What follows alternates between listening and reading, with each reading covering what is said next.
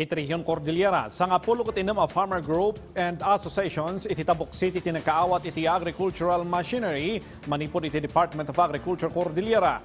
Ken, West Philippine Sea Mural, maimatangan iti Lower Magsaysay Road.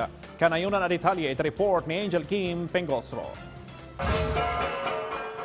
Iti Tabuk City, sa nga pulo ket ennem a farmer groups and associations tinakaawat iti agricultural machinery manipod iti Department of Agriculture Cordillera babaen ti National Urban and Peri-Urban Agriculture Program.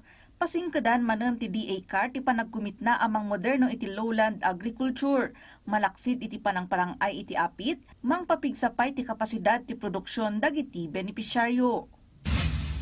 Kalpasan nga impakaamo ti NIA Kalinga Irrigation Management Office ngagtultuloy ti panagbabati level ti danom iti Chico River gapo iti El Nino phenomenon, dumanon iti 56.93% ti manamnama a maapektaran a kataltalunan ita a cropping season. Sigon iti opisina, manipod iti nasurok 16,000 hectares a target a mapadanuman ita a wet cropping, nasurok 9,000 hectares ti manamnama a maapektaran. Pakairamanan daytoy iti nasurok 1,000 hectares iti Tabuk City, ken nasurok 129 hectares iti Pinukpok. Dumanon met iti nasurok 6,000 hectares iti Quezon, ken nasurok 1,000 hectares iti Malig, Isabela tinaapektaran. Iti Baguio City, parang iti publiko ti West Philippine Sea Mural, amay matangan iti Lower Magsaysay Road, kaspaso ti 10th anniversary ti 2026 Arbitral Award, anang pasingkad iti karbangan ti Philippine iti West Philippine Sea, iti sidong ti international law. Mensahe ti mural ti panangidepensa ti nasyonal a teritoryo ti Pilipinas, kat saan laeng a responsibilidad dagiti agnanaed kadagiti lugar iti igid ti baybay.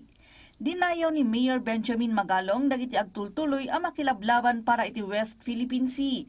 Manipod iti AFP ken Philippine Coast Guard agingga kadagiti mangalap.